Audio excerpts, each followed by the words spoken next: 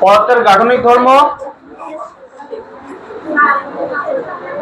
সপ্তম অধ্যায়, চ্যাপ্টার 7।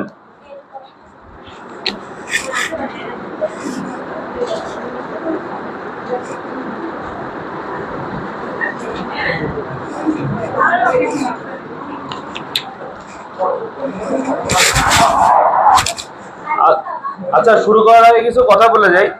সেটা হচ্ছে, এই চ্যাপ্টারে আমরা আসলে কি নিয়ে আলোচনা করব। প্রথম কথা দেখো, চ্যাপ্টারের নাম হচ্ছে পদার্থের গাঠনিক ধর্ম। তার মানে পদার্থ নিয়ে ডিসকাশন হবে। তো ছোটকালে তোমরা পড়ছিলা পদার্থ কয়েক রকম হয়, কঠিন, তরল, বায়বীয়, প্লাজমা, এগুলো তোমরা পড়ছিলা। তো এই অধ্যায়ে আমরা দুই ধরনের পদার্থ নিয়ে আলোচনা করব। এই অধ্যায়ের প্রথম যে অংশটা, সেখানে আলোচনা করা হবে কঠিন পদার্থ নিয়ে, আর এই অধ্যায়ের যে দ্বিতীয় অংশ, সেই অংশে আলোচনা করা হবে হচ্ছে তরল পদার্থ নিয়ে বা প্রবাহী পদার্থ নিয়ে।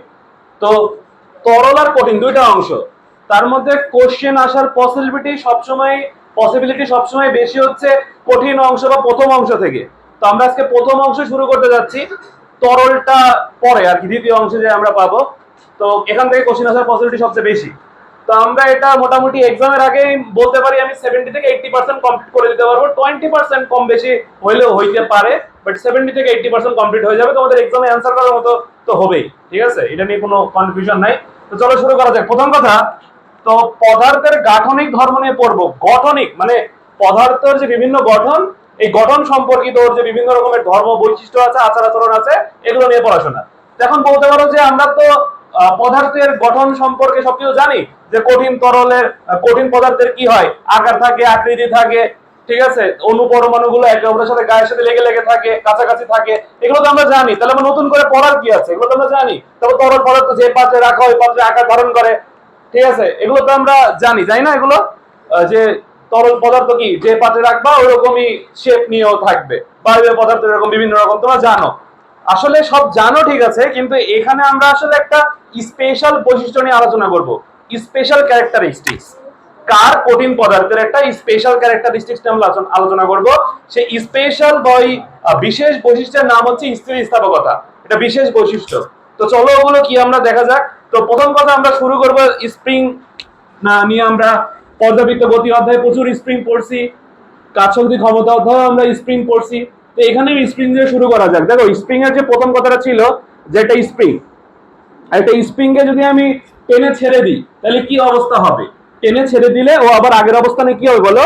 ফিরে যাবে। স্প্রিং এর যদি নিচের দিকে টেনে ছেড়ে দিই, ও আবার উপরে উঠে যায়, মানে আগের অবস্থানে ফিরে যায়। তারপর রাবার স্প্রিং, তারপর রাবারের ধর্মগুলো কি দেখো তো। রাবারকে যদি টেনে ছেড়ে দাও, তাহলে ও কি হবে? আবার আগের অবস্থানে ফিরে যাবে। তাহলে স্প্রিং, রাবার, এগুলো কি তরল পদার্থ? না, কঠিন পদার্থ, তাই না? তো এই যে কঠিন যে পদার্থগুলো আছে, সকল কঠিন পদার্থই কি এরকম বলতো, যে টেনে ছেড়ে দিলে আগের অবস্থানে চলে যায়?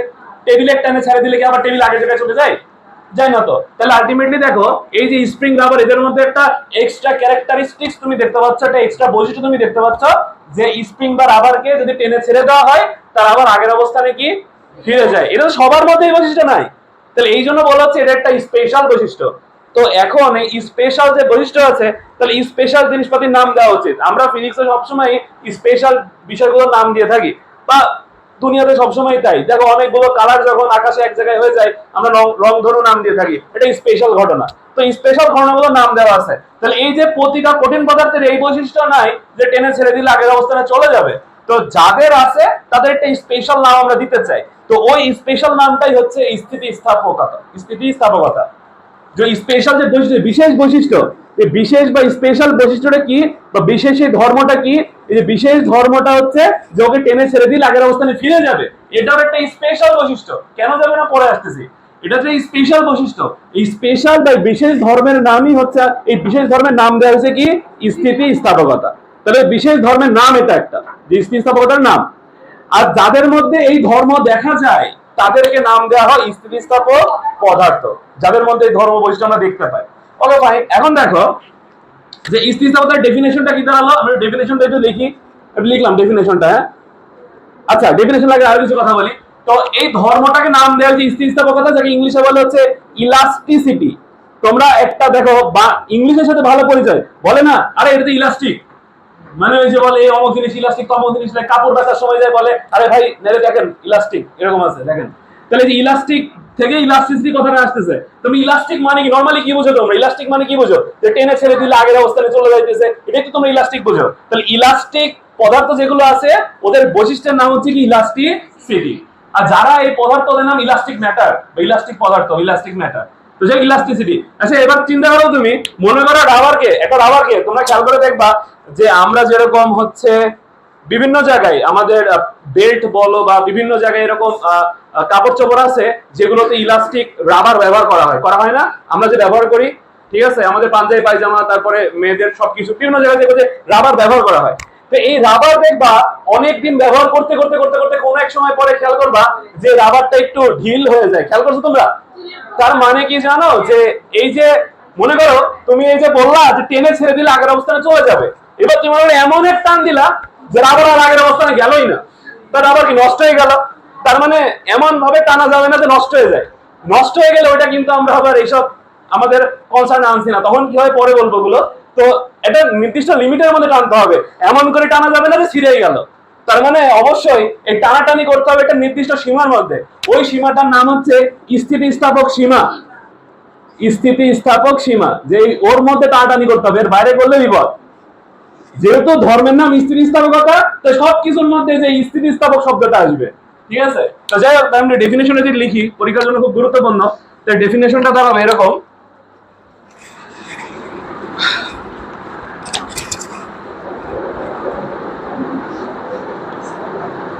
দেখো, আমরা হয়তোবা তোমাদের এটা ডেফিনেশন বিভিন্ন জায়গায় একটা থাকতে পারে, বাট আমরা কয়েকটা রকমের ডেফিনেশন শিখবো যাতে করে আমরা ফিল করতে পারি এবং নলেজটা একদম বেসিকটা পারফেক্টলি ক্লিয়ার হয়।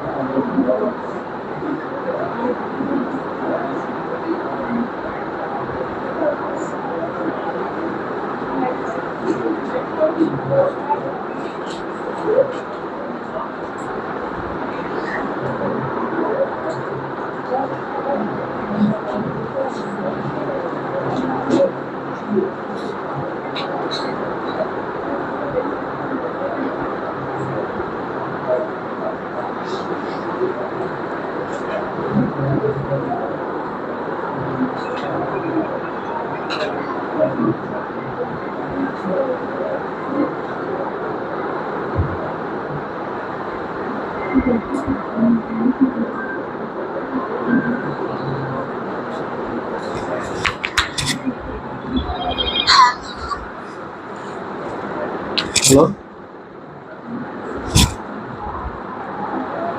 ওয়ালাইকুম আসসালাম। কে?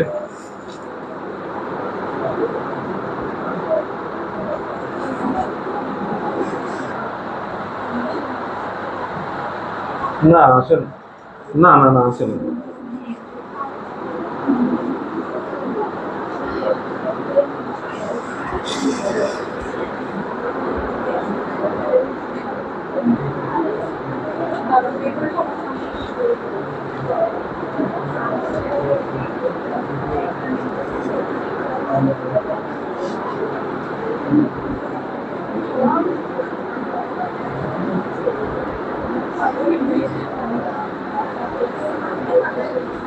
দেখো ভাইয়া, এখানে কিছু কথাবার্তা লেখা আছে। আমি একটু খেয়াল করি কি লেখা আছে। আচ্ছা, এত তোলার কিছু নাই, এগুলো আমি নোট দিয়ে দিব, সমস্যা নাই, নোট পেয়ে যাবে, তোলা লাগবে না, কিছু তোলা লাগবে না। তোমরা কাজ করো, খাতা কলম ভিতরে রেখে দাও, আমি নোট দিয়ে দিব, ফুল চ্যাপ্টারের নোট দিয়ে দিব আমি একবারে। খাতা কলম ভিতরে রেখে দাও, তোলার দরকার নেই, কিছু তোলার দরকার নেই, ফুল চ্যাপ্টারের নোট একবারে দিয়ে দিব সবাইকে। দেখো দেখো দেখো স্থিতিস্থাপকতা হলো কি লেখা আছে এটা পড়ি, আমি এতক্ষণ যা বললাম তাই একটু রিডিং পড়ি। দেখো, স্থিতিস্থাপকতা হলো এমন একটি ধর্ম যা কোনো পদার্থকে, দেখো, স্থিতিস্থাপকতা হলো এমন একটি ধর্ম যা কোনো পদার্থকে স্থিতিস্থাপক সীমার মধ্যে বল প্রয়োগ করে আকার আকৃতির পরিবর্তনে প্রতিরোধ করে। তো ভাই, আপনি মুখে এতক্ষণ যা বললেন তা তো লিখলেন না, এটা আবার কেমন ডেফিনেশন হলো? আমি যা বলছি তা কিন্তু লিখি নাই, এটা নতুন কথাবার্তা আবার চলে আসলো সামনে। আচ্ছা, ওইটা নাই, পরে আসো, তাহলে নিচেটা দেখো, তোমরা খুশি আছো এটাতে। কোন পদার্থ স্থিতিস্থাপক সীমার মধ্যে বল প্রয়োগ করা হলে আকার আকৃতির পরিবর্তন ঘটানো হলে, বল প্রয়োগ করে আকার আকৃতির পরিবর্তন ঘটানো হলে তা যে ধর্মের জন্য আবার পূর্বের অবস্থানে ফিরে যায়, সেই ধর্মটাকেই বলা হয় স্থিতিস্থাপকতা। এবার ঠিক আছে তো নাকি? কিন্তু আগের কথাবার্তা তো ছিল না, এবার তুমি আসো, আগেরটাও ছিল, একটু মনে করো। আচ্ছা, একটা স্প্রিং এ যেমন টানবা, রাবারকে যেমন টানবা, রাবার কি বলে আসো আসো আসো আমাকে ঠেলে লম্বা করে দাও? বলে না তো, তাই না? তার মানে কি চাই লম্বা হইতে? তাহলে চাই না, ওর ইচ্ছা নাই। তার মানে কি তুমি যেটা করতেছো এটা কি অবশ্যই প্রতিরোধ করে। তো এটাই লিখছি এখানে, দেখো যে পদার্থের একটা ধর্ম, যে ধর্মের জন্য সে, যে ধর্মের আকার আকৃতির পরিবর্তন ঘটাতে কি করে, বাধা প্রদান করে বা প্রতিরোধ করে। তাহলে এটাও তো সত্য কথা। তাহলে এই যে ধর্মটা, ওই ধর্মের নামই তো কি? স্থিতিস্থাপকতা। আর ওদের ভাই, স্থিতিস্থাপক কাকে বলে পরীক্ষাতে অবশ্যই আসবে, গুরুত্বপূর্ণ। ইলাস্টিসিটি কাকে বলে? এমন ধরন আছে, দেখো ভাইয়া, যে এটাকে আমি তোমার মুখস্থ করার জন্য দিছি নাকি? না না, আমি তোমার এতক্ষণ যা বললাম একটু গুছাই লিখলাম খালি, এমনি মুখস্থ করার জন্য কিন্তু আমরা দিই নাই। এটা কিন্তু তোমার মুখস্থ করার জন্য না, সিম্পল জিনিস। এটা ধর্মের নাম। স্থিতিস্থাপক জিনিসটা কি? একটা ধর্মের নাম। কেমন ধর্ম? টানে সার্ভিস আগের অবস্থানে চলে যায়, ওই ধর্মটার একটা নাম দিছে কি? স্থিতিস্থাপকতা বা ইলাস্টিসিটি। এটা ধর্মের নাম। এবার তুমি নিজের ভাষায় পরীক্ষায় লিখবা, কিন্তু একটা কথা মাস্ট বি তোমাকে লিখতেই হবে, স্থিতিস্থাপক সীমার মধ্যে, এই জিনিস লিখতেই হবে। এটা না লিখলে বিপদ, মার্কস কাটা। কেন? তুমি এমন করে টানলে নষ্ট হয়ে গেল, লাভ আছে? তাহলে অবশ্যই এটা সীমার মধ্যে, রেঞ্জের মধ্যে, লিমিটের মধ্যে টানতে হবে, এমন করে টানবা না যাতে ছিঁড়ে যায়। সো এই জন্য আমাদের এই কথাবার্তা গুলো প্রযোজ্য স্থিতিস্থাপক সীমার মধ্যে। সো আমরা এই অধ্যায়ে যাই পড়বো, লিমিট ক্রস করবো না, আমরা স্থিতিস্থাপক সীমার মধ্যে থাকবো, কোনো কিছুকে টেনে ছিঁড়ে ফেলবো না। ঠিক আছে? ওকে। তো যাই হোক, এটা গেল কথা। এখন এবার বলো, তাহলে বুঝতেই পারতেছো, এই শোনো, এবার বলো তাহলে বুঝতেই পারতেছো যে স্থিতিস্থাপক যে ধর্মটা আছে, এই স্থিতিস্থাপক ধর্ম নিয়ে আমাদের এই পুরো চ্যাপ্টার চলবে। বলতে পারো প্রথম অংশটা তো ভালো করে চলবে, তো অলমোস্ট পুরো চ্যাপ্টার এটা দিয়ে চলবে। এই তোমরা কথা বলতেছো কেন? দেখছো ভিডিও টিডিও হচ্ছে তোমাদের তো? না, তোমরা তো ভালো না দেখছে। দেখো, তো যেটা বলতেছিলাম, তার মানে স্থিতিস্থাপক যে পদার্থগুলো আছে এগুলো নিয়ে চলবে। আরো কিছু একটু গল্প করে আসি, মূল জায়গায় ঢোকার আগে আরো কিছু গল্প করে আসি। দেখো, বিভিন্ন রকমের পদার্থ আমার মাথার মধ্যে আসতেছে। ধরো রাবার।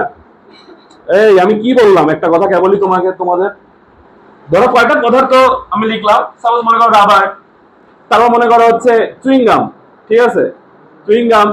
তারপর মনে করো হচ্ছে লোহা বা মেটাল, মেটাল জাতীয় কিছু একটা, মেটাল, আচ্ছা লোহাই চিন্তা করো, লোহা বা পাথর, এই টাইপসের কিছু একটা চিন্তা করো।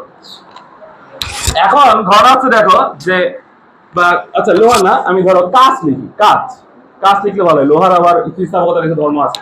এবার কয়েকটা এক্সাম্পল আমি এখানে লিখছি। এই যে রাবার যে আছে, ওকে টান দিলে সুন্দর করে পুরাপুরি ভাবে আগের অবস্থানে ফিরে যাবে। তার মানে ওই স্থিতিস্থাপক পদার্থ, কোনো সন্দেহ নাই, পূর্ণ স্থিতিস্থাপক পদার্থ, যে একদম পারফেক্টলি সেই ইলাস্টিক। তার মানে ওটাকে এটা একটা গল্প দেখতে পাচ্ছ রাবার। ওকে, চুইংগাম, চুইংগামকে যদি চাপ দাও ওকে আবার আগের অবস্থান চলে আসবে, আসে না কিন্তু। তাহলে এটা আবার আরেক রকমের কাহিনী, কি আসে না, আসতেছে না। কাজ, আরো ভেজাল। দেখো কাজকে যদি চাপ দেই মানে মানে ভেঙে ফেলি, তাহলে ও একা একা কখনোই আগের অবস্থানে ফিরে আসবে না, কখনোই আসবে না। তাহলে এটা আরেক রকমের কাহিনী। তো দেখো এখানে কয় রকমের পদার্থ এক একজনের এক রকম দেখতে পাচ্ছ। চুইংগাম এক রকমের দেখতে পাচ্ছ, আসতেছে না, একদম নমনীয়, একদম মানে খুবই নমনীয়, মানে হালকা চাপ দিলে একদম চলে গেছে। কাদা মাটি, আচ্ছা চুইংগামের স্টাইটালিশ লেখা যায় কাদা মাটি বা কাদা আর কি। হ্যাঁ, তারপরে কাজ, কাজ দেখতে পাচ্ছ শক্ত কিছু, একদম শক্ত, একদম ফুল হেভি শক্ত জিনিস, স্ট্রং জিনিস, যাকে মানে ওই ভেঙে চুরে আগের অবস্থায় নিয়ে আসা টানাটানি করে পসিবল না।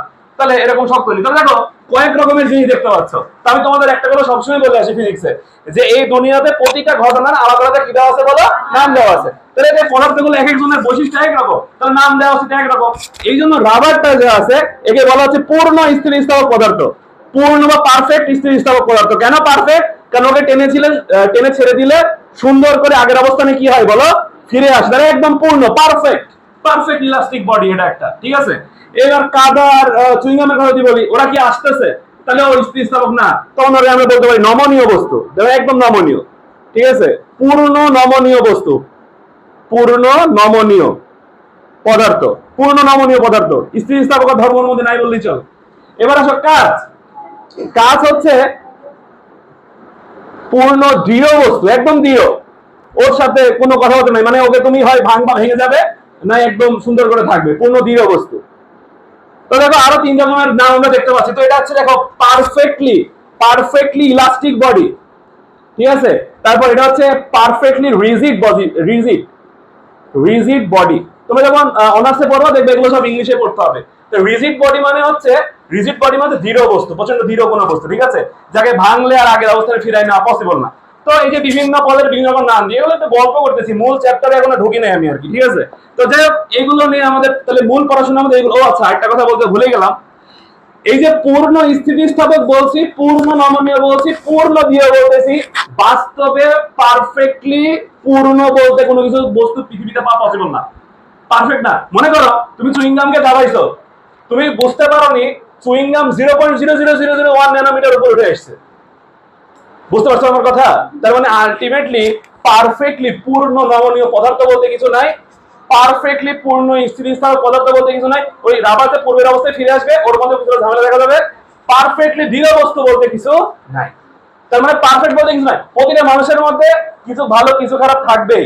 সেম ভাবে এখানেও একই কথা, যে বুঝতে পারছো পারফেক্ট কোনো কিছু পাওয়া সম্ভব না। তো যাই হোক এটাও কিন্তু। এখন আসো আমরা চলে যাবো এবার মূল পড়াশোনায়। আমি তোমাদের আগের দিনও বলছি, এই চলো এবার মূল পড়াশোনায় চলে যাই। আমি তোমাদের আগেও বলছি, কোন বিজ্ঞানী কি দিয়ে গেছে, তার নাম অনুসারে সূত্র দিয়ে গেছে, কিভাবে দিছে আমার জানার দরকার নেই। আমরা এখানে ইনস্ট্যান্ট দ্বারা সূত্র বানাবো, অনেকবার বলছি কথা, আজকেও সেটাই করবো আমরা। তো চলো স্থিতিস্থাপকতা, এই যে ধর্ম, কার এই ধর্মটা বেশি, কার এই ধর্মটা কম, এটার একটা ভ্যালু বের করার জন্য আমি কিছু সূত্র বের করতে চাই। তো ওই সূত্রে যাওয়ার আগে দুটো টপিক পড়ে আসবো আমরা, হচ্ছে সেগুলো পীড়ন ও বিকৃতি, দুটো টপিক, পীড়ন ও বিকৃতি দুটো টপিক, এই দুটো টপিক। প্রথম টপিক গুরুত্বপূর্ণ টপিক, ঠিক আছে, এটা দিয়ে আমাদের শুরু। আচ্ছা দেখো পীড়ন ও বিকৃতি, প্রথমে বিকৃতি শুরু করে তারপর পীড়নে যাই। দেখো খেয়াল করো, বিকৃতি দিয়ে শুরু করলাম। বিকৃতি জিনিসটা কি? বিকৃতি শব্দটা হচ্ছে বিকৃত হওয়া, বিকৃত হওয়া বা বিকৃত করা। বিকৃতি মানে বা সহজভাবে বিকৃত হওয়া, বিকৃত করা। বিকৃত মানে কি? দেখো আমরা বলি কিন্তু অনেক সময় যে আরে ওর চেহারার কি বিকৃত অবস্থা, ঘুষি মারে মুখ টুক দেখা করে দিছে। তাহলে খেয়াল করো, এই যে ঘুষি মেরে যে মুখ দেখা করে দিছো বা এই যে ঘুষি মেরে রক্ত বের করে দিছো, এটাই কিন্তু বিকৃত চেহারা হয়ে গেছে। এটাকে তখন আমরা কি বলি? বিকৃত চেহারা। তাহলে এই যে বিকৃত যে করছো, এটার নাম হচ্ছে বিকৃতি, তার মানে বিকৃত হয়েছে। এবার চিন্তা করো যে তুমি এটা কোন একটা তার রাখছো, রাবারের তার, এই রাবারের তারটাকে তুমি টান দিলা, টান দিয়ে রাবারের তারকে লম্বা করলা। ধরো এই আগে থেকে 10 মিটার ছিল, তুমি ওকে আরো 3 মিটার লম্বা বৃদ্ধি করছো, আরো 3 মিটার বৃদ্ধি করছো। তাহলে এই যে রাবারের তারকে যে আরো 3 মিটার বৃদ্ধি করলা, তাহলে এটাই ও কি বিকৃত অবস্থা ধারণ করছে। ও কি 3 মিটার বৃদ্ধি হতে চাইছিল? তার মানে ও বিকৃত হয়েছে। এই ঘটনার নামই হচ্ছে কি বিকৃতি। এখন এই যে সবসময় আমরা ফিজিক্সে কি চাই, যেমন একটা সূত্র বের করব যার সাহায্যে আমরা একটা মেজারমেন্ট যেন করতে পারি যে এই এর মান কত। হ্যাঁ আমরা দেখতে পাচ্ছি একজন ঠেলে নিয়ে গেল, ও আচ্ছা কাজ হয়েছে। এখন আমরা একটু চাই যে কাজের মানটা কত একটু বের করি, তার মানে কাজের একটা তখন সূত্র চাই। তো সেম ভাবে এই যে বিকৃতি যে করলে মুখ যে মেরে ভস্কাই দিল, কতটুকু ভস্কাইছে, কতটুকু তার বিকৃত অবস্থা ধারণ করছে, এই ব্যাপারগুলো আমরা একটু জানতে চাই, পরিমাণটা একটু জানতে চাই।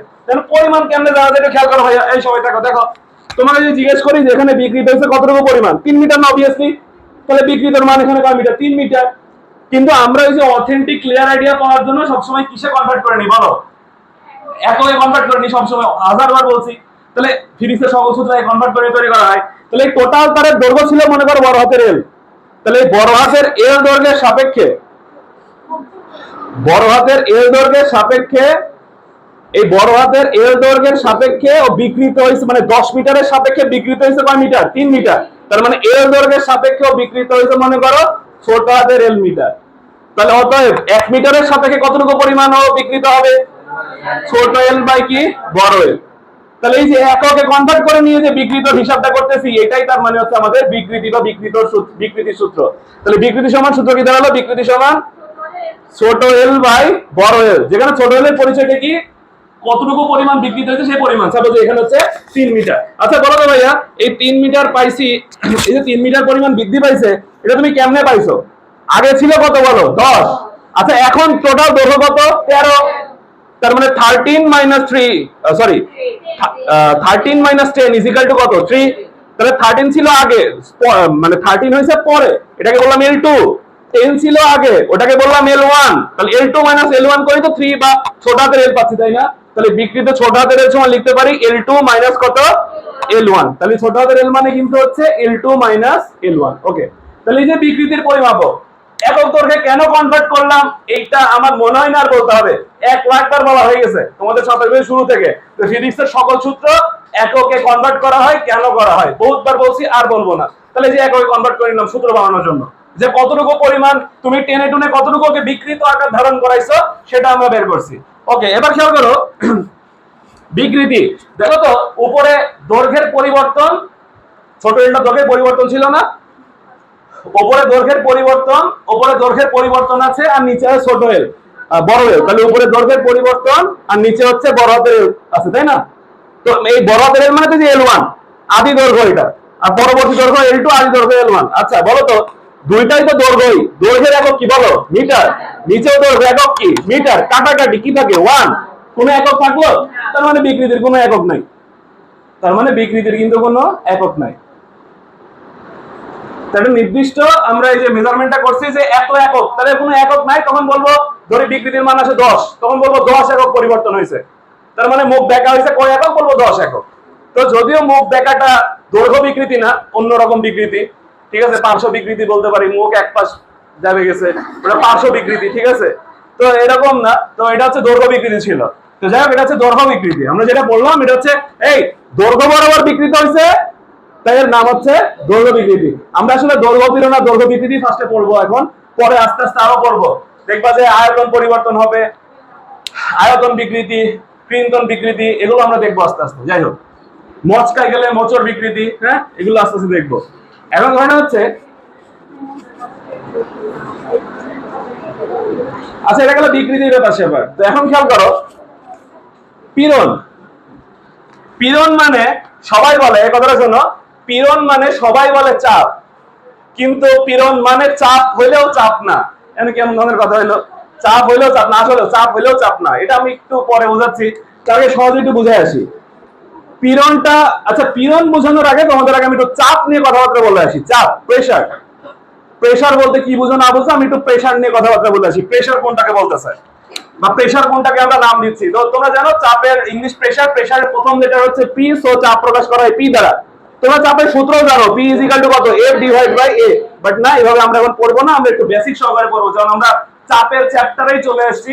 সো চাপ খালি এফ বাই এভাবে পড়বো না, আমরা একটু বেসিক এখানে ফিল করি। আচ্ছা চাপ জিনিসটা ফিল করা যাক। দেখো ধরো আমি হচ্ছে একটা, ধরো আমি হাত দিয়ে এখানে একটা এভাবে একটা দাব দিলাম, এভাবে দাব দিলাম, তাহলে হাত দিয়ে যদি এখানে এভাবে দাব দেই, তাহলে এইটুকু অংশ, বোর্ডের এইটুকু অংশ একটা চাপ অনুভব করবে না বলতো? তাহলে বোর্ডে যতটুকু অংশ চাপ অনুভব করবে এই অংশটুকুকে আমি একটা এইভাবে একটা ক্ষেত্রফল চিন্তা করলাম যে এইটুকু অংশ মনে করো সাপোজ আমার হাত দেওয়ার কারণে এইটুকু অংশ আমি চাপ দিচ্ছি।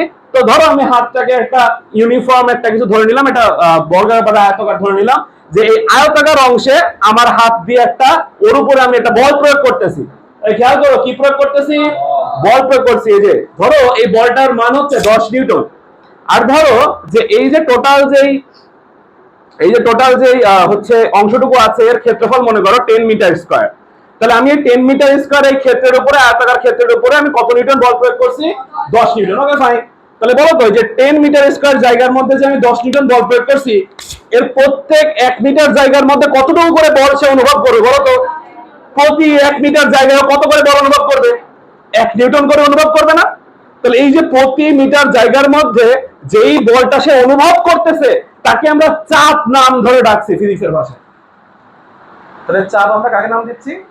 দেখো নরমালি কিন্তু আমাদের বাইরে নরমাল লাইফে চাপ বল একই জিনিস ফিল করি আমরা। যেরকম বুঝে বললাম চাপ দিছি বল দিছি দুটোই দিছি। তার মানে তুমি নরমালি যদি বাইরের কোনো একটা নন সায়েন্সের ব্যাকগ্রাউন্ডের না নন সায়েন্স ব্যাকগ্রাউন্ডের কোনো মানুষকে যদি বলো যে এ ভাই চাপ দে, তুমি বলো বল দে, একই কাজ একই মিন করবে। এই যে বল দিছি চাপ দিছি একই জিনিস মিন করে। কিন্তু ফিজিক্সের ভাষায় দুটোকে আলাদা করছে কিভাবে বলো? টোটাল যে ফোর্সটা দিছি ওইটা বল, কিন্তু ওই ফোর্সটা যে বিভিন্ন জায়গায় ডিস্ট্রিবিউটেড হয়ে যাচ্ছে। এই যে টোটাল জায়গার মধ্যে আমার এই 10 নিউটন বল বিভিন্ন জায়গায় তো সব জায়গায় তো পড়তেছে না? তাহলে প্রতি 1 মিটার জায়গার মধ্যে 1 মিটার স্কয়ার জায়গার মধ্যে কতটুকু ফোর্স সে অনুভব করছে তাকে আমরা নাম দিচ্ছি হলো চাপ। তাহলে চাপ হচ্ছে ওই যে একক জায়গার মধ্যে কতটুকু সে অনুভব করবে। তাই কথা কি বুঝতে পারছো? তাহলে চাপ জিনিসটা কি? একক জায়গার মধ্যে যেটা অনুভব করবে সেইটা। আচ্ছা, এটা শুনে ফিল করা যায়, এটা তুমি চিন্তা করো। দেখো বলো আমি এখানে যত জোরে বল প্রয়োগ করব সে তত বেশি চাপ অনুভব করবে। তাহলে বলো চাপের সাথে বলের সম্পর্কটা কি দেখতে পাচ্ছি আমরা? সমানুপাতিক। যত বেশি চাপ দেব যত বেশি বল প্রয়োগ করব সে তত চাপ অনুভব করবে। এই যে এবার চেপে যাবে যত বল প্রয়োগ করব, তাহলে সম্পর্কটা সমানুপাতিক। আচ্ছা, এবার এটা তুমি চিন্তা করো তো যে আমি একটা বলো আমি ধরো আমার হাত দিয়ে তোমাকে এইভাবে বল প্রয়োগ করলাম, আবার ওই কলমের চিকন নিপ দিয়ে বল প্রয়োগ করলাম, কোনটাতে তুমি তীব্র চাপ অনুভব করবে? কলমের নিপের ক্ষেত্রফল কি ছোট না মানে কম না বেশি? কলমের নিপের ক্ষেত্রফল কম, ক্ষেত্রফল এর মানটা কম। আর ওই নিপ দিয়ে তোমাকে গোটা দিলে তুমি প্রচন্ড পরিমাণ চাপ অনুভব করবে কিনা? তাহলে ক্ষেত্রফল কম, তুমি চাপ অনুভব করবে কি বলো? বেশি। তাহলে সম্পর্ক ওকে, তাহলে পি এর সাথে এর সম্পর্ক ব্যস্তানুপাতিক। তাহলে দেখতে পেলাম যে আচ্ছা চাপের যে সূত্র বানাবো আমি চাপের সূত্রের মধ্যে কাকে কাকে স্থান দিব, তখন দেখতে পাচ্ছি কি চাপের সূত্রের মধ্যে আমি দুইজনকে স্থান দিব, বলকে নিব আর ক্ষেত্রফলকে নিব। কেন? কারণ দেখতে পাচ্ছি ক্ষেত্রফলের সাথে ব্যস্তানুপাতিক, বলের সাথে সমানুপাতিক। তাই চাপের একটা যে সূত্র বানাবো ওই সূত্রের মধ্যে দুইজনকে আমি স্থান দিব, কাকে কাকে? বলকে আর। তাহলে দুইজনকে নিয়ে আমি চাপের সূত্র বানাই। P = কি দাঁড়ায়? F / A। যদি বলো ভাই কনস্ট্যান্ট কেন আসতো না? সমানুপাতিক তো নিছেন, কনস্ট্যান্ট কোন জায়গায় গেল? ভাইয়া ওই যে এখানে আসো, তাই না? কনস্ট্যান্ট কিভাবে গেল? আমি কি বললাম কোনটাকে আমরা চাপ বলছি? যে টোটাল একটা ফোর্স এক জায়গায় দিছি, কিন্তু সেই ফোর্সটা হচ্ছে শুধু বল, কিন্তু চাপ কাকে নাম দিচ্ছি আমরা?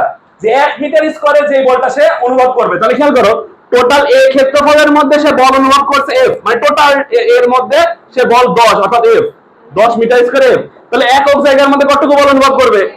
F/A। এইটুকুই যে একে কনভার্ট করে নিয়ে যেটা পাচ্ছি সেটাকেই তো আমরা কি বলতেছি? চাপ। এখানে কোনো ধ্রুবক নাই।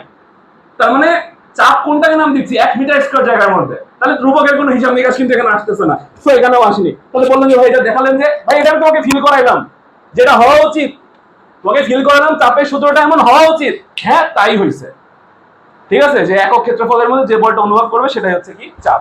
তো এখন ধারণা হচ্ছে এই চাপের সূত্র যা পীড়নের সূত্র তাই, পীড়ন সমান F/A। এমন ধারণা হচ্ছে তাহলে যেহেতু সূত্র সেম তাহলে জিনিসটাও হয়তো সেম না? জিনিসটা সেম না ভাইয়া। আচ্ছা একটা কথা একটু বলে আসি, চাপ একটা এই চাপ পীড়ন এগুলো কিন্তু সব স্কেলার রাশি। হ্যাঁ, চাপ কিন্তু সব চাপ বা পীড়ন এরা সবাই কিন্তু স্কেলার রাশি, এদের কোনো ডিরেকশন নাই। ওকে, আচ্ছা এখন ঘটনা হলো দেখো যে তো চাপ আর পীড়ন একই সূত্র, একই পরিমাপক, একই ঘটনা, কিন্তু পরিচয় পুরোপুরি সেম না। পার্থক্য কোথায় ওইটা আমরা এখন পড়বো। দেখো পার্থক্যের জন্য আমার লাগবে একটা স্প্রিং।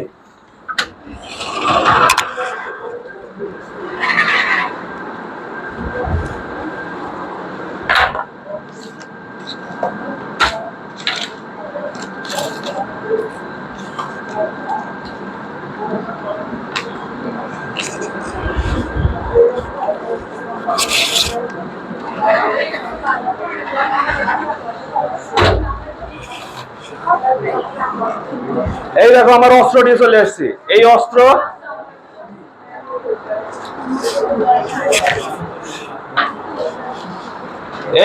দিয়ে পর্যাবৃত্ত গতি হয়, এই অস্ত্র দিয়ে তরঙ্গ হইছে। এবার এই অস্ত্র দিয়ে আবার পদার্থের গাঠনিক ধর্ম চলবে। হ্যাঁ, এই একটা অস্ত্র দিয়ে দেখো কতগুলো চ্যাপ্টার হইতেছে।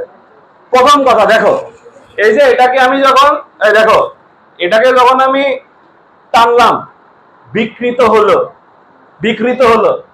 বিকৃত এমনি করা লাগছে। এবার টেনে ছেড়ে দিলে আগের অবস্থানে ফিরে যায়। এই ধর্মের নামই তো স্থিতিস্থাপকতা, ইলাস্টিসিটি। এই ধর্মটার নামই কঠিন পদার্থের স্পেশাল বৈশিষ্ট্যের নাম দিছি স্থিতিস্থাপকতা, আর পদার্থের নাম এটা তাহলে স্থিতিস্থাপক পদার্থ। আচ্ছা, ভালো কথা। এবার ওকে এই যে আমি এরকম একটা বল প্রয়োগ করছি, তাহলে আমি যতটুকু জায়গায় বল প্রয়োগ করছি এখানে 1 মিটার স্কয়ার জায়গা আছে তো, ধরো আছে তো নাকি? তাহলে টোটাল বলের মধ্যে যতটুকু এলাকার মধ্যে আমি বল প্রয়োগ করছি তার 1 মিটার স্কয়ারের জায়গার মধ্যে যে বলটা সে অনুভব করবে তার নামটা হচ্ছে আমরা কি দিয়ে রাখছি? চাপ। 1 মিটার স্কয়ারের মধ্যে যতটুকু অনুভব করে তাকে আমরা নাম দিলাম হচ্ছে চাপ। ওই বলটার নাম চাপ, ওই ফোর্সটার নাম চাপ বলছি। তাহলে বলকে বিভিন্নভাবে ডিস্ট্রিবিউট করো। 1 মিটার জায়গার মধ্যে যে বলটা পড়বে, 1 মিটার স্কয়ার জায়গার মধ্যে যে বলটা পড়বে তাকে আমরা চাপ নাম ধরে রাখতেছি। ওকে, ফাইন। সেম ভাবে এটাও তাই। এই যে চাপ দিচ্ছি, প্রসারিত হচ্ছে, আগের অবস্থানে ফিরে যাচ্ছে। তো মানে হবে পরিমাণগত ভাবে চাপের মান আর পীড়নের মান সেম, কিন্তু গল্প একটু ভিন্ন। কেমন গল্প ভিন্ন? দেখো ভাইয়া, শোনো। চাপ দিলে একটা বস্তুর আকার আকৃতি পরিবর্তন হতেও পারে, নাও পারে। খেয়াল করো, আমি এই যে অনেকক্ষণ ধরে চাপ দিতেছি, দেখো আমি এখানে অনেকক্ষণ ধরে যে 10 নিউটন বলের চাপ দিতেছি, এই বোর্ডের আকার আকৃতির কোনো চেঞ্জ হয়েছে কি? এই বোর্ডের আকার আকৃতি চেঞ্জ হয়েছে? কোনো চাপ দিতেছি, কোনো চেঞ্জ হয়েছে? আচ্ছা, এবার যদি আমি চাপ দেই, এখানে যদি আমি চাপ দেই, তাহলে এর কি হবে বলো? এখানে যদি চাপ দেই, এর আকার আকৃতির পরিবর্তন হয়েছে, তার মানে বিকৃত হয়েছে। যে চাপের জন্য বিকৃত হয় সেটার নাম পীড়ন। তার মানে চাপ পীড়ন সেম ভ্যালু দিলেও কথার মধ্যে পার্থক্য আছে। তার মানে যেটার জন্য সে হচ্ছে বিকৃত হইতেছে ওটা পীড়ন, আর যদি বিকৃত না হয় সেটা হচ্ছে কি? চাপ। এবার আসো, আরেকটা কথা আছে। এবার শোনো, আরেকটা বড় পার্থক্য খেয়াল করো, তাকাও। তোমরা সবাই একটা জিনিস জানো, এই কথা শোনো, দেখি কার মনে আছে, সে রিপ্লাই করবা। পর্যাবৃত্ত গতি অধ্যায় পড়ছি, সরল চলিত গতিতে স্প্রিং বা এটা রাবারকে টান দিলাম, টানলে এই স্প্রিং বা রাবার, এই টাকা শোনো, এই স্প্রিং বা রাবার টেনে ছেড়ে দিলে আগের অবস্থানে ফিরে যায়। স্প্রিং নিজেই নিজের উপরে একটা বল প্রয়োগ করে আগের অবস্থানে ফিরে যায়, সেই বলটার নাম কি? ভেরি গুড, প্রত্যয়নী বল। বাহ, তোমরা তো সেই। আচ্ছা, এখন তাহলে আলটিমেটলি এই যে টেনে ছেড়ে দিলে আগের অবস্থানে ফিরে যাচ্ছে, এটা কি বল? প্রত্যয়নী বল বা রেস্টোরিং ফোর্স। এই যে এখানকার যে ফোর্সটা, এই দেখো চাপের, এই কথা না, চাপের সূত্র কি ছিল? চাপের সূত্র কি ছিল? এফ বাই এ। এই ফোর্সটা, এই ফোর্সটা আমি দিছিলাম। কে দিছিল এই ফোর্সটা? আমি। এবার ওকে টেনে ছেড়ে দিলে ও যে আগের অবস্থানে ফিরে যাবে যে বল দিয়ে, খেয়াল করো, এই স্প্রিং নিজে নিজের উপরে বল দিয়ে আগের অবস্থানে ফিরে যাবে। তাহলে ও প্রতি 1 মিটার স্কয়ার জায়গার উপরে বল প্রয়োগ করছে না, করছে না বলো? ও যে 1 মিটার স্কয়ার জায়গার উপরে বল প্রয়োগ করছে ওইটাও তো চাপ, কিন্তু ও যে বলটা দিচ্ছে সেটা কি বল? রেস্টোরিং ফোর্স, প্রত্যয়নী বল। তাহলে একক ক্ষেত্রফলের উপরে যদি প্রত্যয়নী বল হয় ওটা পীড়ন। আমি আবার রিপিট করছি, একক ক্ষেত্রফলের উপরে যদি প্রত্যয়নী বল হয় সেটা চাপ না, পীড়ন। আর যদি আমি বল প্রয়োগ করি একক ক্ষেত্রফলে, ওইটা হয়ে যাবে হচ্ছে চাপ। কথা কি বুঝতে পারছো? তাহলে প্রত্যয়ন, তার মানে চাপ আর পীড়ন কিন্তু দেখো নরমালি সবাইকে জিজ্ঞেস করবা, সবাই বলবে ভাই সেম জিনিস, কারণ সূত্র সেম। কিন্তু ভাই সূত্র আসলে সেম না। এই যে এখানকার যে চাপের সূত্রটা আছে এফ বাই এ, এটা হচ্ছে এক্সটার্নাল এজেন্ট কর্তৃক, অর্থাৎ আমার তোমার বল। আর এই যে পীড়নের যে এফটা আছে এটা হচ্ছে রেস্টোরিং ফোর্স, এফ আর। তাহলে প্রথম পার্থক্য হচ্ছে চাপ আর পীড়ন সেম জিনিস না, পার্থক্য আছে। হ্যাঁ, সূত্র এফ বাই এ ঠিক আছে, একক ক্ষেত্রফলের উপর প্রযুক্ত বল চাপ, ওকে, কিন্তু বলটা সেম না ভাইয়া। একটা বল তোমার, একটা বল হচ্ছে স্প্রিং এর নিজের, রেস্টোরিং ফোর্স। তাহলে কথা কি বুঝতে পারছো? তাহলে আমরা কথা বলবো কিন্তু এই চ্যাপ্টারে কথা বলবো কিন্তু আমার তোমার ফোর্স না, মানে ম্যাক্সিমাম জায়গায় আমি কথা বলবো রেস্টোরিং ফোর্স, এই এফ বাই এ নিয়ে। তাই কথা কি ক্লিয়ার আমরা? তাহলে এই রেস্টোরিং ফোর্সের কারণেই ওর মধ্যে এই যে বৈশিষ্ট্যটা আসছে, স্থিতিস্থাপক যে ধর্মটা, এটা ওই যে রেস্টোরিং ফোর্সের কারণে, রেস্টোরিং ফোর্স উল্টা দিকে আগের অবস্থায় ফিরে যেতে চাই রেস্টোরিং ফোর্সের কারণে, বা ফিরে যাই জন্য আমরা ধরলাম যে ওর মধ্যে একটা ফোর্স আছে রেস্টোরিং ফোর্স। ওকে, তো এই হচ্ছে পীড়নের কথাবার্তা। বিকৃতির কথা তো বলছি, তাহলে চাপ আর পীড়ন সেম না, তাহলে দুইটা হচ্ছে। এবার বলো, যত বেশি ঘুষি মারবো তত বেশি বিকৃত হবে, কথা সত্য না মিথ্যা বলো? তাহলে পীড়নের সাথে বিকৃতির সম্পর্ক কি? আসলে অনেকে এভাবে বলে, শোনো আমার এক্সাম্পলটা পুরোপুরি হয়নি, কেন হয়নি জানো? আমি ঘুষি মারছি, তাহলে চাপ দিচ্ছে কে? আমি। এটার নাম কি পীড়ন? এটা কি পীড়ন? এটা চাপ, এটা পীড়ন না। এবার শোনো, তাহলে এভাবে বললে হবে না, কথাটা এভাবে বললে হবে না। দেখো এটা বস্তু আছে মনে করো, এবার মূল জায়গায় ঢুকতেছি আমরা। এই বস্তুটাকে নিচের দিকে টানলাম, নিচের দিকে টেনে ছেড়ে দিলাম, নিচের দিকে টেনে ছেড়ে দিলেও কি হবে? উল্টা দিকে সে একটা প্রত্যণী বল দিয়ে, এফ আর প্রত্যণী বল, রেস্টোরিং ফোর্স এফ আর, উল্টা দিকে একটা রেস্টোরিং ফোর্স দিয়ে উল্টা দিকে সে ফিরে যাবে। তাহলে উল্টা দিকে সে একটা ফোর্স দিয়ে চলে যাবে, বুঝলাম। এবার বলো তো ভাইয়া, তাকাও তো, চোখেই দেখো সবাই, দেখো অল্প টানছি, অল্প টানছি, আসতে গেছে, অনেক টানছি, তাহলে কোন ক্ষেত্রে ও রেস্টোরিং ফোর্স বেশি লাগাচ্ছে? আমি অল্প বিকৃত করলাম, আসতে গেল। বেশি বিকৃতি যদি করি, বেশি ফাস্ট চলে যাচ্ছে, তাহলে বলো তো কোন ক্ষেত্রে পীড়ন বেশি দিচ্ছে? বিকৃতি অল্প ঘটালে পীড়ন বেশি দিচ্ছে, না বিকৃতি বেশি ঘটালে পীড়ন বেশি দিচ্ছে? ওকে, তাহলে যত বেশি বিকৃত ঘটাবা তত বেশি কি হবে? পীড়ন হবে। তাহলে দুইজনের মধ্যে সম্পর্ক ভেরি গুড, সমানুপাতিক। তার মানে পীড়ন আর বিকৃতির মধ্যে সম্পর্কটা হচ্ছে কি? সমানুপাতিক। ওকে, তাহলে বিকৃতি সমানুপাতিক কি হবে? পীড়ন। বিকৃতি সমানুপাতিক পীড়ন। এবার আসো, আমি সঠিক লিখি নাই, সঠিক লিখি নাই, কেন সঠিক লিখি নাই? আবার কি হলো, কি সমস্যা? আবার সমস্যা হইতেছে এই যে আমি, যারা আমার কাছে আগে থেকে পড়তে জানে, সমানুপাতিক চিহ্ন যেমন তেমন ভাবে লিখলেই চলে না। কিভাবে লিখতে হয়? ফলাফল সমানুপাতিক কারণ, মনে আছে? এটা কে শিখেছে তোমাদের? ঠিক আছে, তাহলে দেখো, তাহলে অবশ্যই সমানুপাতিক লিখতে হয়, ফলাফল সমানুপাতিক কারণ। দেখো তোমরা তো মনে করো, এই দেখাও, তোমরা তো মনে করো, আমরা তো এটা মনে করি যে এই যে দুজনের মধ্যে সমানুপাতিক সম্পর্ক এই কারণে যে আমি যত চাপ দিব তত বিকৃত হবে। না না, সূত্র তো এরকম না। আমি যত বিকৃত ঘটাবো ও উল্টা দিকে তত জোরে ফোর্স দিবে, অর্থাৎ পীড়ন দিবে উল্টা দিকে। একক ক্ষেত্রফলের উপর বল দিবে মানে পীড়ন দিবে, তাহলে উল্টা দিকে প্রত্যণী বল দিবে মানে কি দিবে? পীড়ন দিবে একক ক্ষেত্রফলে। তাহলে এই যে যত জোরে টানবো ও উল্টা দিকে তত জোরে বল দিবে। তাহলে বলো কারণটা কি? আমার চাপ, না কারণটা বিকৃত হওয়া? বিকৃত করছি জন্যই উল্টা দিকে বল দিচ্ছে ও, বিকৃত করছি জন্যই উল্টা দিকে বল দিচ্ছে। তাহলে কারণটা হচ্ছে বিকৃতি, তাহলে বিকৃতিটা হচ্ছে কারণ, আর বিকৃত করছর জন্য ফলাফল হিসাবে ও উল্টা দিকে লাফ মেরে চলে যাচ্ছে, তাহলে ফলাফল হচ্ছে পীড়ন। তার মানে পীড়ন আর বিকৃতির মধ্যে সমানুপাতিক, ঠিক আছে, যত বেশি বিকৃত ঘটাবা তত বেশি পীড়ন হবে। তাহলে ফলাফল সবসময় বামে, কারণ ডানে, তাহলে বিকৃতির কারণে পীড়ন তৈরি হচ্ছে। বিকৃতি ঘটাইছো তাই পীড়ন তৈরি হয়েছে, সম্পর্ক সমানুপাতিক। উপরের লাইন হবে না? তাহলে এবার আলটিমেটলি হয়ে গেছে কাজ। হ্যাঁ, পীড়ন সমান সমানুপাতিক চিহ্ন তৈরি দিলে কি আসে? একটা মুরব্বী আসে। আমি মুরব্বী কেন আসে বলো? শেখাইছিলাম, বলো। হ্যাঁ, গুড। ধ্রুবক আসে দুই পাশে কি ব্যালেন্স করার জন্য। প্রথম একটা ব্যাখ্যা ছিল ব্যালেন্স করার জন্য, না আরো কারণ আছে? শুধু এটুকু বললে হবে? এর আগে তোমাদের শিখেছিলাম ধ্রুবক কেন আসে? ব্যালেন্স করার জন্য, তাই না? সাপোজ একটা সূত্র বানাইছি x সমান y, এখন তার মানে x এর মান যদি 2 হয় অবশ্যই y এর মান 2 হতে হবে, নাহলে সূত্র ভুল, কারণ নাহলে দুই পাশে মিলবে না।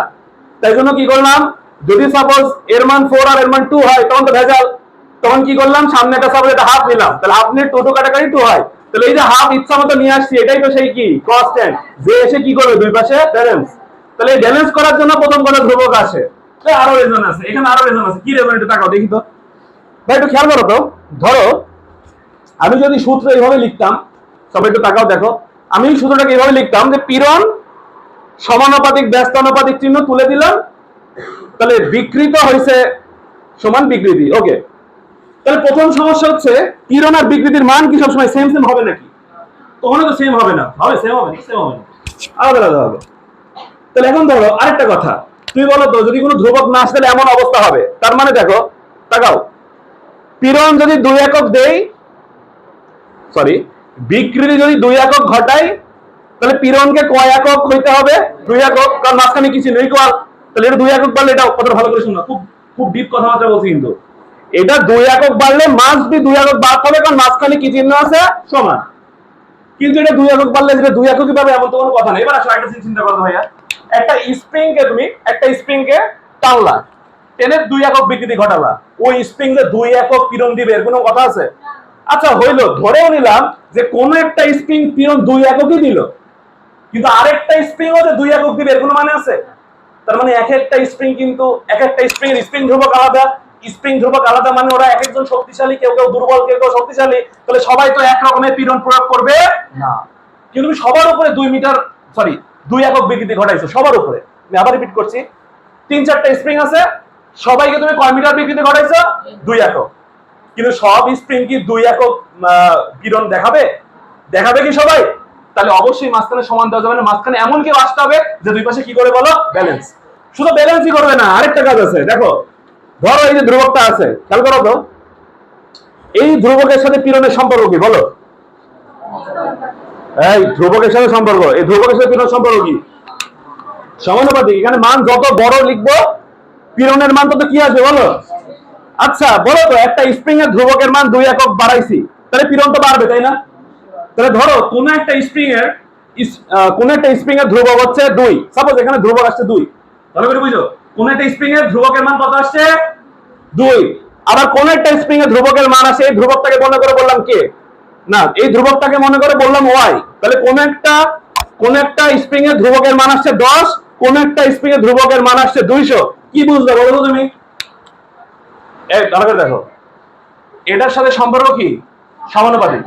কোন একটা স্প্রিং এর ক্ষেত্রে ধ্রুবকের মান 10 পাইছো, কোন স্প্রিং এ 200 পাইছো, তার মানে যেই স্প্রিং এ 200 পাইছো সেই স্প্রিং পীড়ন দিবে অনেক বেশি। তার মানে এই ধ্রুবক এসে আবার আরেকটা কথা বলতেছে, যে স্প্রিং যত শক্তিশালী সেই স্প্রিং পীড়ন প্রয়োগ করবে তত বেশি। তার মানে এই ধ্রুবকের মান যত বেশি হবে মিন করবে ওই স্প্রিং পীড়নের মান কত কি হবে? তাই ধ্রুবক তো লাগবেই ভাইয়া। এই যে অনেক কথাবার্তা বলছে ধ্রুবক এসে, ধ্রুবক তো এমনি এমনি আসে নাই, বুঝতে পারতেছো কথা? তাহলে এই জন্য ধ্রুবক আসতেই হবে মাস্ট। এই ধ্রুবকটার নাম হচ্ছে আসলেই ওয়াই। তাহলে ওয়াই সমান পীড়ন, বিকৃতিকে নিচে নিয়ে আসো, ওয়াই সমান পীড়ন বাই বিকৃতি। এখন আবার প্রশ্ন হলো এই ধ্রুবকের মান ওয়াই কেন হলো? কারণ এই টোটাল এতক্ষণ ধরে যা করলাম খুবই কমন সেন্স ভাইয়া।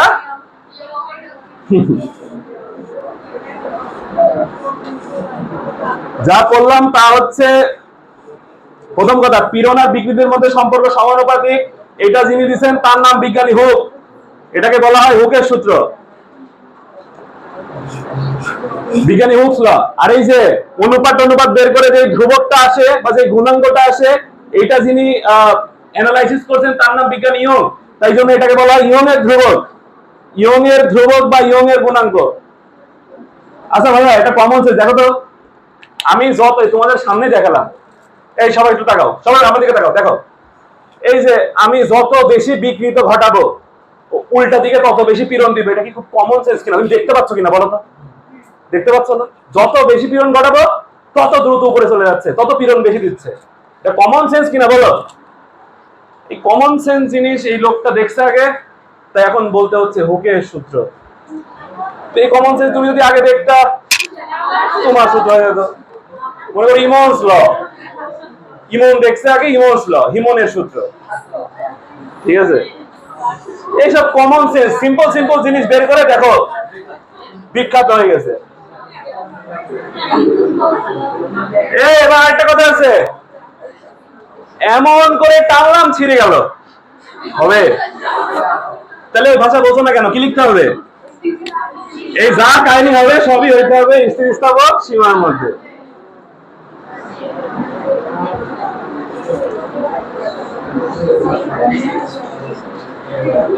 তার মানে আলটিমেটলি কথাটা আসলে হুকের সূত্র যে স্থিতিস্থাপক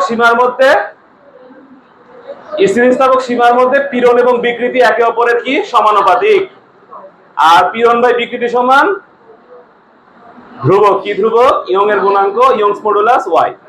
হ্যাঁ সীমা, হ্যাঁ যে কতদূর তুমি নিজে এক্সপেরিমেন্ট করতে পারবা। তুমি মনে করো নিজে প্রথমে মাপতেছো 10 নিউটন দিলাম, 20 নিউটন দিলাম, 30 নিউটন দিলাম, ছিঁড়ে গেল, তাহলে ওর সহ্য ক্ষমতা হচ্ছে 30 নিউটন। ওটাকে বলা হয় অসহ বল। যে বল পর্যন্ত সহ্য করতে পারে ওটাকে বলা হয় অসহ বল, ওইটাই ওর রেঞ্জ। যেই বলের বেশি আর পাবে না। হ্যাঁ হ্যাঁ কে ডাকছো?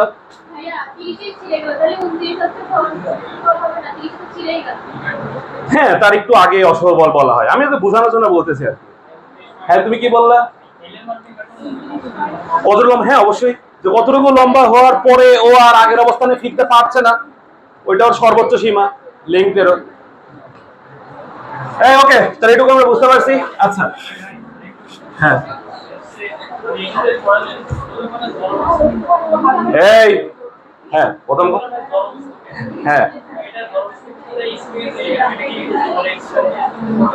কেমন বস্তু? হ্যাঁ কেমন বস্তু?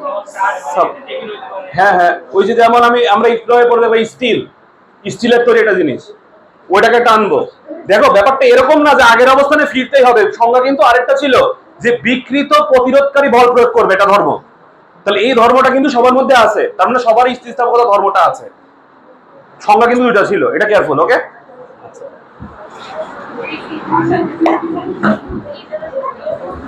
এই আমরা ওই স্থিতিস্থাপক বলার তো দেখো আমাদের যতই মা বাড়ি থেকে বাইর করে দিক আর বাইরে ঢুকে যায়।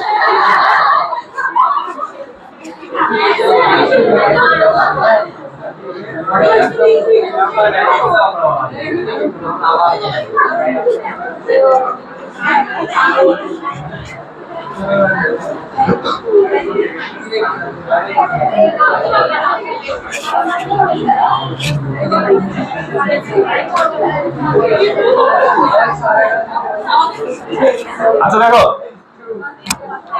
তাহলে আলটিমেটলি দেখো ইয়ং এর গুণাঙ্ক বা ইয়ং এর ধ্রুবক, ইয়ং এর গুণাঙ্ক y সমান পীড়ন ডিভাইড বাই বিকৃতি,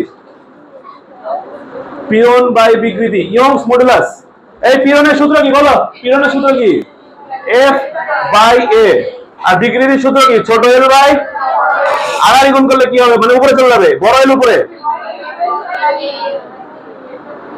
FL divide by L, Young's modulus y সমান FL বাই L, ইয়ং এর গুণাঙ্কের সূত্র, সবচেয়ে গুরুত্বপূর্ণ সূত্র। এই সূত্র মনে রাখার জন্য খুব সুন্দর টেকনিক আছে, দেখো ফালু বাই আলু। এই দেখো FL মানে ফালু, L মানে আলু, তাহলে ফালু বাই আলু মনে রাখবা, খুবই গুরুত্বপূর্ণ সূত্র। ইয়ং গুণাঙ্ক ইয়ং মডুলাস সমান ফালু বাই আলু। ম্যাথ করার সময় খুব কাজে লাগবে। হ্যাঁ ফালু বাই আলু, ফালু বাই আলু, ইয়ং খায় ফালু আর আলু, ঠিক আছে? ইয়ং সাহেব খায় ফালু আর আলু, ফালু বাই আলু। হ্যাঁ খুব গুরুত্বপূর্ণ সূত্র। আচ্ছা এখন দেখো y সমান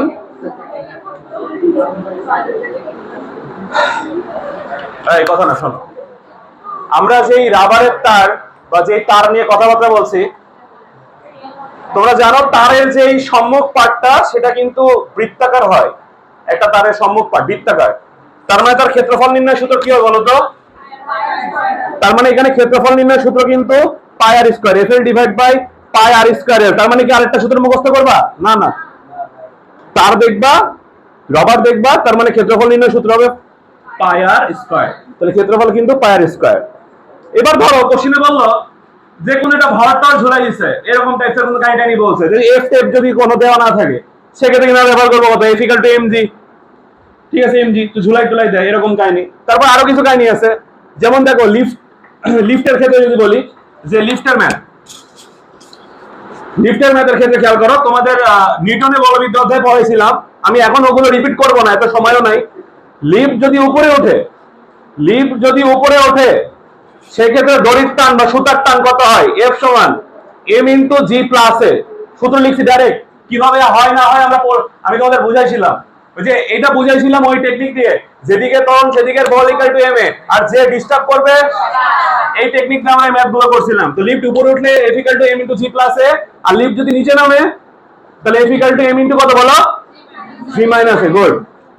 তাহলে এবার বলো, যদি কখনো লিফট দিয়ে দড়ি টেনে তোলা হয় এবং ওই দড়ির স্থিতিস্থাপকতা জিজ্ঞেস করে, ইয়ং গুণাঙ্ক জিজ্ঞেস করে, তাহলে সেই ক্ষেত্রে আমরা f এর মান কত বসাবো? লিফট উপরে উঠলে বা দড়ি দিয়ে টেনে তোলা হলে f এর মান হবে m into g plus a, আর যদি ধরে নিচে নামানো হয় তাহলে f এর মান হবে কত, m into g minus a। ঠিক আছে, বুঝতে পারছো কথা? এবার আসো আবার আরেকটা জিনিস তোমরা কিন্তু জানো, আমি জাস্ট বলে যাচ্ছি, আমি তো বলছিলাম আমার স্থান হবে। তাহলে মন্দন মানে ত্বরণ, আচ্ছা ত্বরণ মানে কি, বেগ বৃদ্ধি, আর মন্দন মানে বেগ হ্রাস। তাহলে মন্দন মানে ত্বরণ নেই, যে এর মান আমরা কি বসাবো, নেগেটিভ। তাহলে এই যে সূত্রগুলো আছে, যদি কোশ্চেনে বলে মন্দন হইছে তাহলে এর মান নেগেটিভ বসাবো, তাহলে মাইনাস মাইনাসে কি হয়ে যাবে, প্লাস। এগুলো একটু খেয়াল রাখবা, ঠিক আছে? আর যদি ত্বরণ বলে তাহলে তো ভালো, ত্বরণ মানে বেগ বৃদ্ধি, মানে ত্বরণের মান পজিটিভ। তো যাই হোক, এই ব্যাপারগুলো আমরা একটু খেয়াল রাখবো, তাহলে আমরা ম্যাথ করতে পারবো। আচ্ছা, ম্যাথে ঢোকার আগে আরেকটা কথা আমি একটু বলে আসি, খুবই গুরুত্বপূর্ণ, যাতে আমরা সব ম্যাথ পারি। সবাই একটু তাকাও, একটু আগে বলছিলাম, এই তাকাও,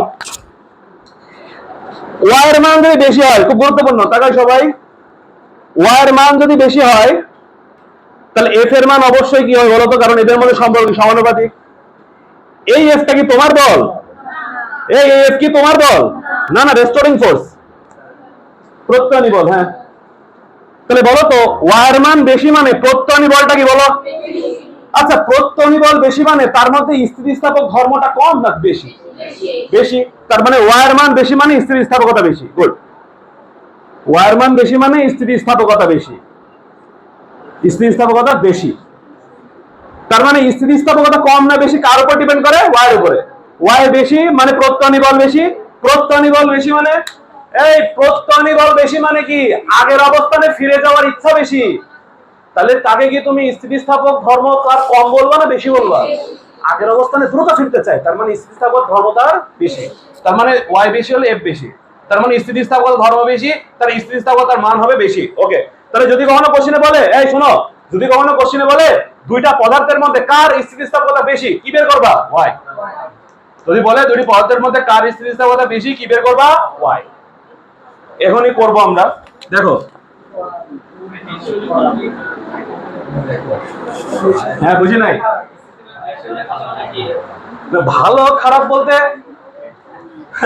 ভালো খারাপ বলতে যে ধরো এখন যদি বলে, এটা ম্যাথ এরকম আছে, তুমি যেটা বললা যে দুইটা রড আছে, কথা শোনো সবাই, এই শোনো, দুইটা রড আছে, কোশ্চেন করছে এই দুইটা রডের মধ্যে কোন রডটা বিল্ডিং তৈরিতে ব্যবহার করা যাবে, কোনটা ব্যবহার করব?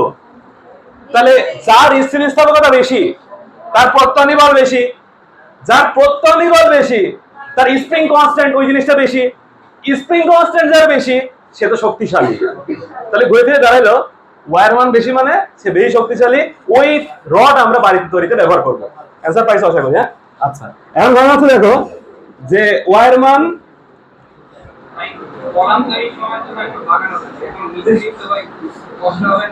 বুঝি নাই কার কথা। হ্যাঁ হ্যাঁ, কষ্ট কিছু করার নাই, যত বেশি স্থিতিস্থাপকতা বেশি রড মানে ইয়ং গুণাঙ্ক বেশি রড তুমি ব্যবহার করবা, ওই বাড়ি তত মজবুত হবে। এখন মিস্ত্রির কষ্ট হইলো কি না হইলো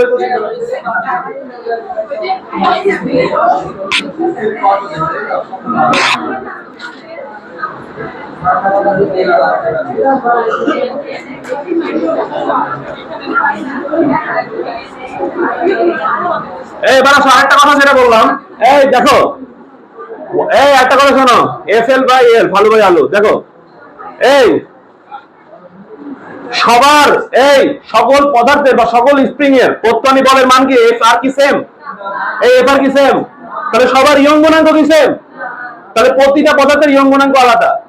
এবার বলো, এই দেখাও, মনে করো কোশ্চেনে দেওয়া আছে অ্যালুমিনিয়ামের ইয়ং গুণাঙ্ক 2 গুণন 10⁻13। দেখো আমার এক্সাক্ট মনে নাই, আমি এটা ইচ্ছা মতো লিখলাম। ধরো ইয়ং গুণাঙ্ক 2 গুণন এটা, আর মনে করো বললো স্টিলের ইয়ং গুণাঙ্ক দেওয়া আছে মনে করো 3 গুণন 10⁻, ধরো 2 গুণন 10⁻11 সব দেওয়া আছে। এখন কোশ্চেনে তোমাকে বললো যে এই উদ্দীপকে যেই তারটা আছে বা যে রাবারটা আছে বা যেই পদার্থটা আছে সেটা কোন উপাদানে তৈরি বের করো, তখন তুমি কি করবা? ইয়ং গুণাঙ্ক বের করবা। ইয়ং গুণাঙ্ক বের করে দেখবা কার সাথে মিলে।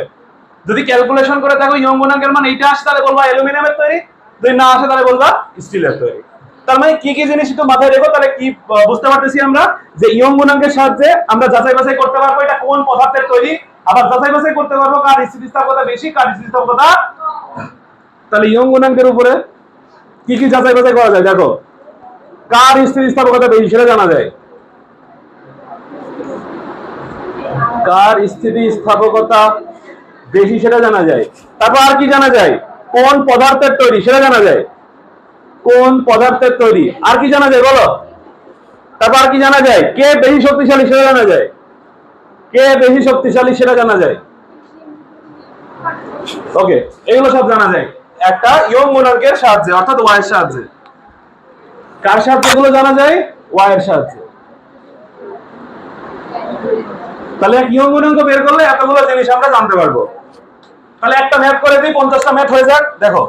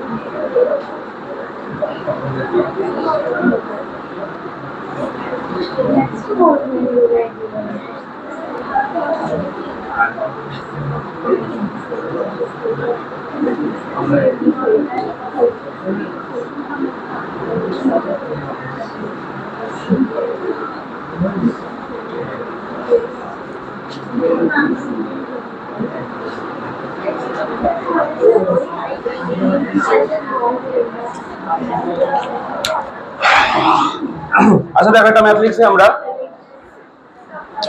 দেখো এখানে একটা ম্যাথ লিখছি যে এ ও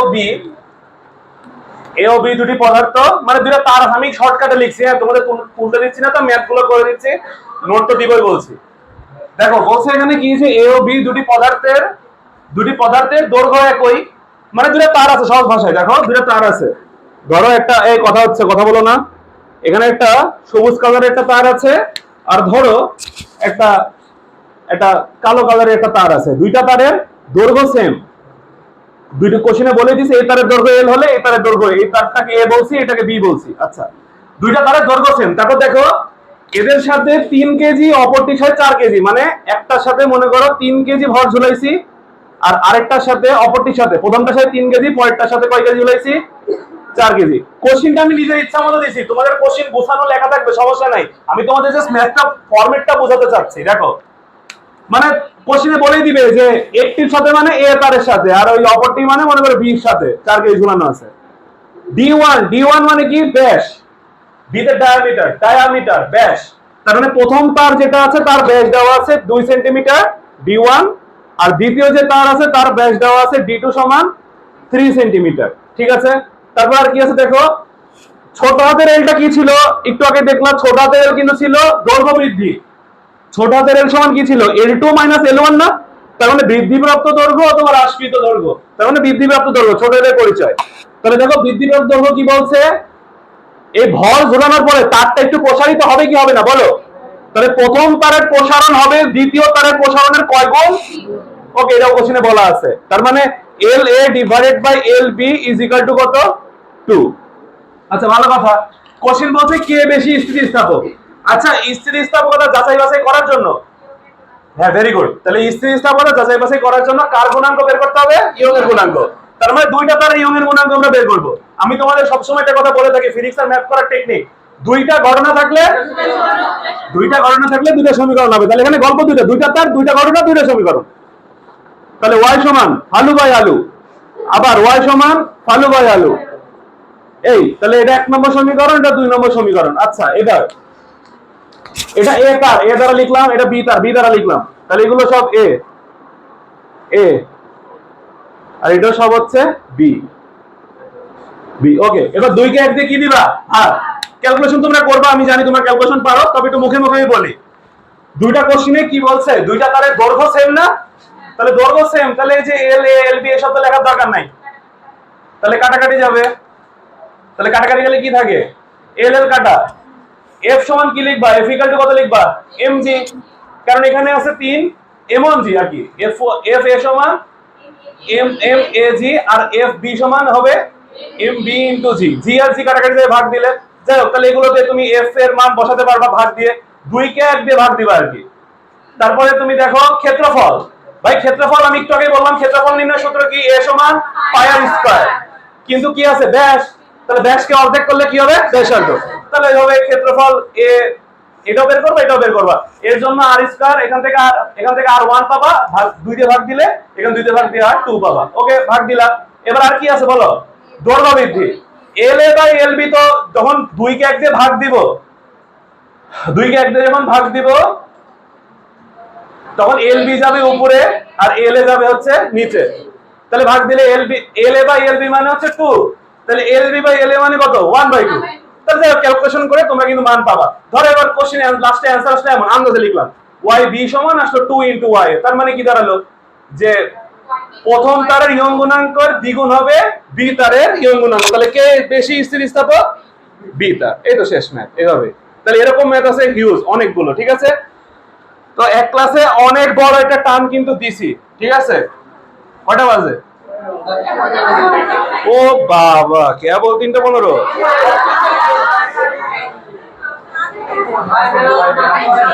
আজ তো কি কইলো? 2 ঘন্টা পড়া বলছিলাম তো, তাই তো?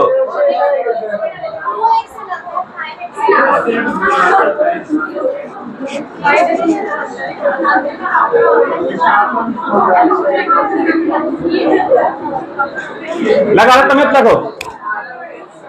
লেখো একটা ম্যাথ লেখো।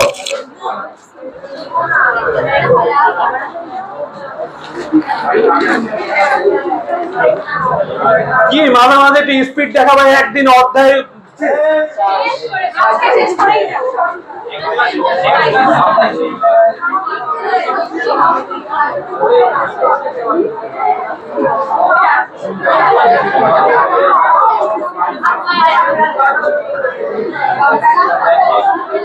একদিনে অধ্যায় শেষ করলে দেখা যাবে কারো জিতা বেড়ে গেছে, কেউ হঠাৎ পাগল হয়ে হার টাকা উপরে, কেউ উন্মাদ হয়ে গেছে, এরকম ধরনের সম্ভাবনা আছে।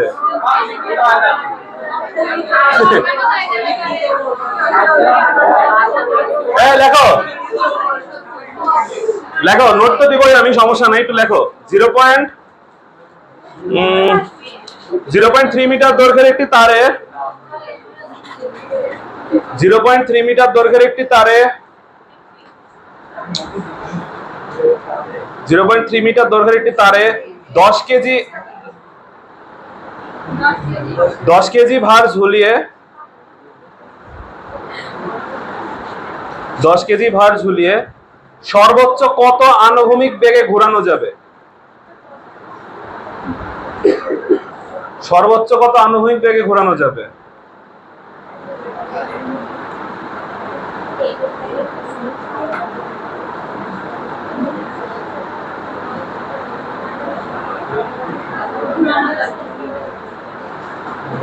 তারের অসহ পীড়ন একটু আগে আমি শব্দটা ব্যবহার করছিলাম কাকে বোঝানোর সাপেক্ষে। অসহপীড়ন 4.8 গুণন 10⁻7 নিউটন পার মিটার স্কয়ার। 4.8 গুণন 10⁻7 নিউটন পার মিটার স্কয়ার। ব্যাসার্ধ 10⁻6, সরি ব্যাসার্ধ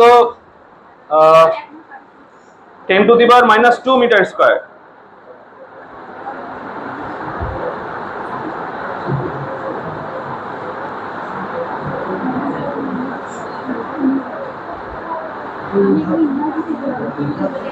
ওকে দেখো यार, কাহিনী চলে আসছে। একটা টপিক বলতেই হয়, নিউটনের বলবিদ্যা অধ্যায়ের টপিক কেন্দ্রমুখী বল, এফসিপি। সবারই মনে থাকার কথা ম্যাক্সিমাম।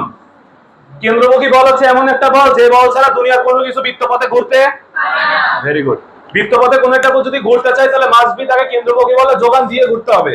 কেন্দ্রমুখী বলে যোগান ছাড়া কেউ বৃত্তপথে ঘুরতে পারে না। আমাদের এখানে একটা কোশ্চেনে বলছে দেখো, এবং এই কেন্দ্রমুখী বলের সূত্র হচ্ছে দুইটা, একটা mv স্কয়ার বাই r আর আরেকটা কি m ওমেগা স্কয়ার। দুইটা সূত্র।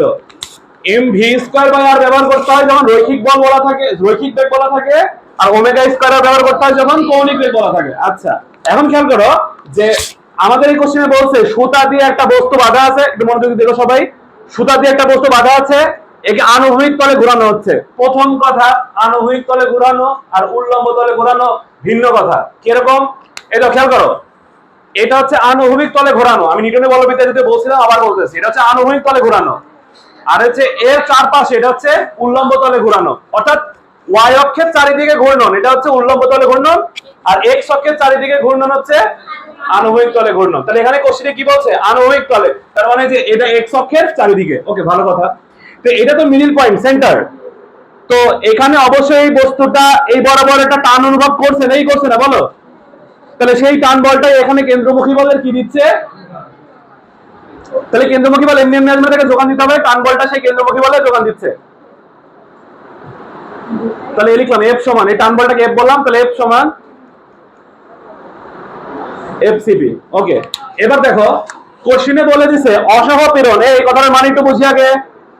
অসহপীড়ন এটার মানে কি বুঝি দেখো, এই তো তাকাও। অসহ এটা মানে হচ্ছে অসহ্য, আর পীড়ন, এই পীড়ন মানে প্যারা দেওয়া। সহজ ভাষায় প্যারা দেয়, যে প্যারা দেয় সেই পীড়ন আর কি। হ্যাঁ, তাহলে অসহপীড়ন অসহ্য প্যারা, যেটা সহ্য করতে পারছে না। তাহলে দেখো এই যে যেই সুতা আছে, এই সুতা যদি দেখো এই সবুজ কালারের সুতা দিলাম, এই সবুজ কালারের যে সুতা আছে, এই সবুজ কালারের সুতা যদি অসহ্য প্যারা যন্ত্রণা অনুভব করে কোন এক সময় পরে সে ছিঁড়ে যাবে। তাহলে অসহপীড়নের মান মানে এটা আসলে সাপোজ অসহপীড়ন 2, এই 2 একক মিন করবে, এই 2 একক প্যারা যদি তুমি ওকে দাও তাহলে ও ছিঁড়ে যাবে, অর্থাৎ এর থেকে আরেকটু বেশি দিলেও ছিঁড়ে যাবে। এটা সর্বোচ্চ যা সহ্য করতে পারে, এর থেকে বেশি আর সহ্য করতে পারে না। তাহলে অসহপীড়ন মানে অসহ্য। তাহলে অসহ্য চাপ মানে অসহ্য চাপ। আর আরেকটা কি যেন বলছিলাম, আরেকটা কি যেন ছিল যে আমি মনে পড়ছে না, পরে আবার সামনে আসলে বলবো। তাহলে অসহপীড়ন অসহ্য চাপ, যাই হোক এমন ধরনের আছে দেখো। ও আরেকটা হচ্ছে অসহ বল, যে বলটা সহ্য করতে পারবে না, অসহ্য বল সহ্য করতে পারবে না। ওকে, যাই হোক দেখো। তো এবার আমরা পীড়ন বের করার সূত্র কি জানি? পীড়ন সমান এফ বাই এ। পীড়নকে আমি পি দ্বারা প্রকাশ করলাম, পীড়ন পি সমান এফ বাই এ। তাহলে এফ ইজ ইকুয়াল টু কত? P A. তাহলে এখানে এই যে এফ ইজ ইকুয়াল টু লিখলাম পি এ। এই পিটা অসহপীড়ন। আচ্ছা এবার আসো, কেন্দ্রমুখী বলের সূত্র কি? এমভি স্কয়ার বাই আর। ভাই একটু সবাই তাকাও, দেখো তো একটু মনোযোগ দিবে এখানে। এই পিটা কি বললাম? অসহপীড়ন। তাহলে এখানকার বেগটা কি হবে? না অসহবেগ না, বলে না, ব্যাপারটা এরকম। এর থেকে বলো, এর থেকে আরেকটু বেশি হলে ছিঁড়ে যাবে। এই তাকাও, এর থেকে আরেকটু বেশি হলে ছিঁড়ে যাবে। তাহলে এর জন্যই তো এই বেগ পাচ্ছ, তাই না? এই পি এর জন্যই তো এই ভি পাচ্ছ। তাহলে এই ভি আরেকটু বেশি হলে কি হবে? ছিঁড়ে যাবে। তাহলে অসহপীড়ন থেকে, এই যে তোমার যেটা বললো অসহবেগ আর কি, তাহলে অসহপীড়ন থেকে এমন একটা বেগ পাবো যে বেগের থেকে আরেকটু হলে সে কি হবে? ছিঁড়ে যাবে। ওই বেগটাই চাইছিল, ওই বেগটাই কোশ্চেনে চাইছিল সর্বোচ্চ বেগ। হ্যাঁ, V maximum. Very good, V maximum. যেই বেগটাও সহ্য করতে পারবে, এর থেকে বেশি বেগে তুমি যদি ঘোরাও ছিঁড়ে যাবে। এর থেকে বেশি বেগে ঘোরালে ছিঁড়ে যাবে। যদি বলতো কৌণিক বেগ, তাহলে যে এটা ব্যবহার করতাম, তাহলে এখানে ওমেগা ম্যাক্স লাগতো তখন। এই একদিনে 70টা ম্যাথ পার হয়ে গেছে কিন্তু অলমোস্ট। এইটুকু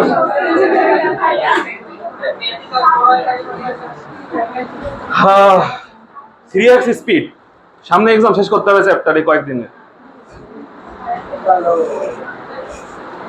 দেখা হবে আবার ইনশাআল্লাহ পদার্থের গাঠনিক ধর্মের সাথে।